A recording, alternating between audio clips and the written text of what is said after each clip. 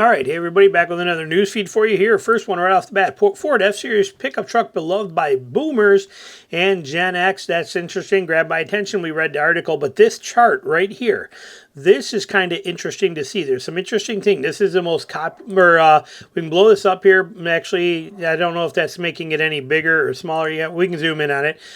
So this is the most popular car models per generation in the United States. In terms of models, it goes on to say here what's going on. All right, when we look at this chart here, most popular car models per generation here, I found some interesting factors here. So look at a boomer generation. Gen X is where I fall into. You got millennials and Gen Z today. But look at boomer and Gen X. Number one pick is the Ford F-Series truck.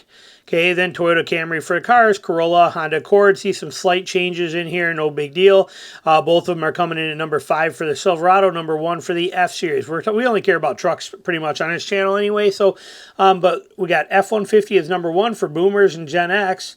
We got Silverado coming in at number 5. Those are the only trucks on the list here for them. We got SUVs like the Equinox coming in at number 9. We got the Rogue coming in at number 8. We got the CRV coming in at number 10. But now notice here when we roll over to this side and we get to the younger generations, millennials and Gen Z, okay, there is not a pickup truck on here except for a Ford F-Series at number 6 for millennials. And then we got the Silverado down at the bottom at number 10. Notice the shift there for the two most popular trucks, or any pickup truck for that matter. And notice that we're not seeing any SUVs on here. I found that kind of interesting. No SUVs for millennials. It's all car-based. And then when we go over here to the Gen Z, there is not even a pickup on there.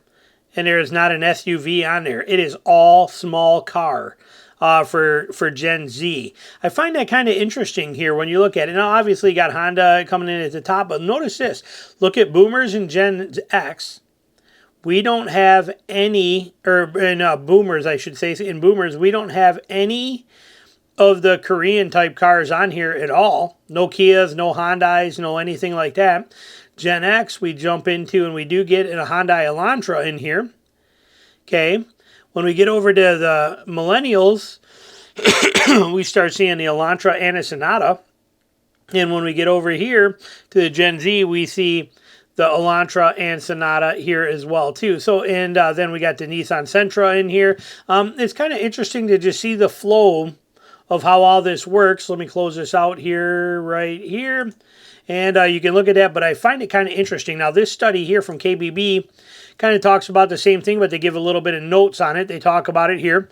Okay, but same thing as that chart we just saw. But it says right here in this, they found that everyone but Gen Z, the Gen Z is those born from 1997 to 2012, love the F-Series pickup trucks. Most popular among baby boomers and Gen X. And it makes up the top 10 for millennials as well, but there's not an F-150 or not even a single pickup in the list for Gen Z. Kind of interesting. Gen Z pays most of its car insurance. They pay the most for car insurance. Of course, they're the youngest crowd. That's the way it works.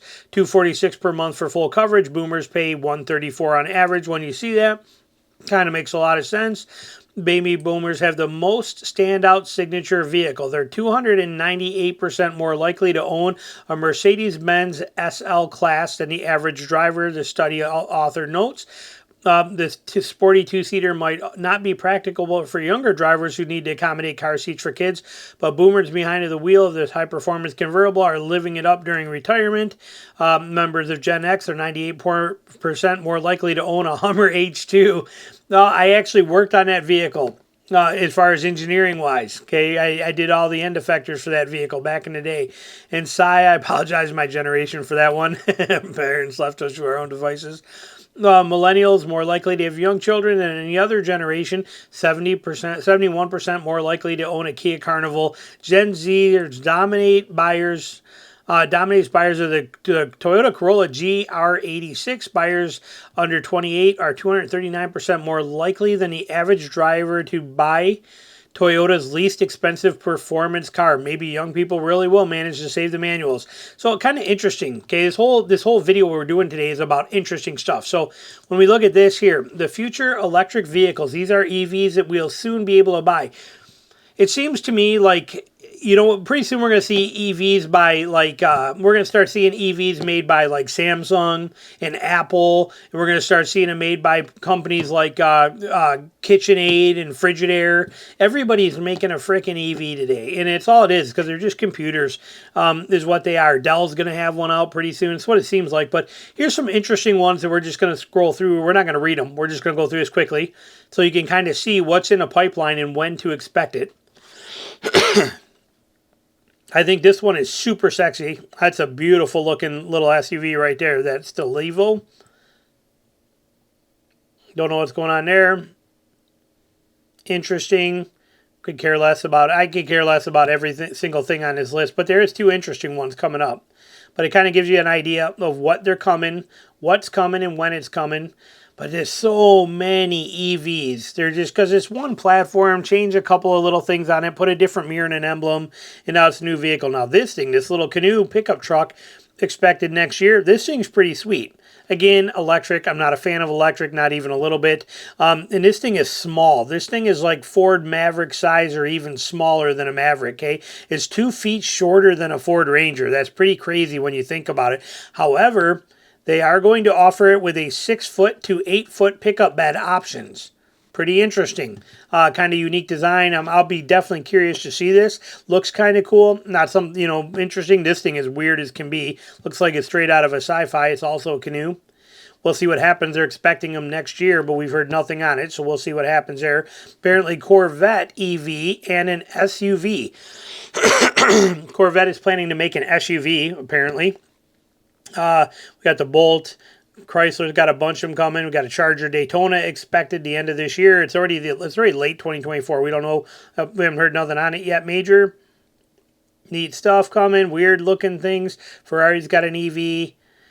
The T3 project has been kicked back till 2027. We talked about that a month ago. The Lightning is sticking around, and they are kicking this back because they're hoping for cheaper materials and costs to be able to make it. Some of the stuff like this, really? Some of the stuff just really makes me freak out about what the future of the automotive industry is like. The Recon, we know, was supposed to be coming in 2024. We haven't seen or heard nothing else on it yet except for the fact that they're making it. But nobody's telling us nothing. We're not seeing anything, but that one's expected. Unfortunately, it is coming out as an EV, but there is talk that this could be also ICE-powered as well, too. ICE being internal combustion engine. That would be very cool to see. Kias. Okay, so they just, like I said, there's, Land Rover's got one. Lotus. So like I said, there's so many new EVs coming. I think this Maserati is very sharp looking. I like the look of it a lot. I'd never own a Maserati, but I think it looks good. That's a good looking Maserati too. The Mercedes G-Class is coming out, something like $1,700 million for it though. Mercedes Mini's got a bunch of EVs coming. It basically just slapped their body on an EV frame. Polestar.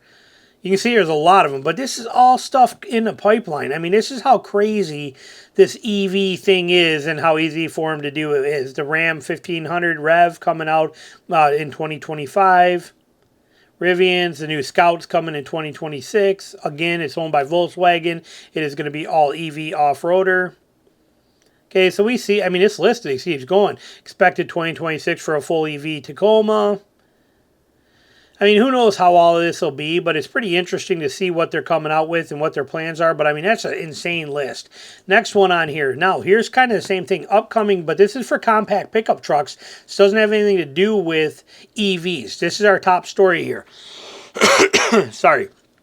And these days I make a lot of videos and I talk a whole bunch and I start you get a sore throat.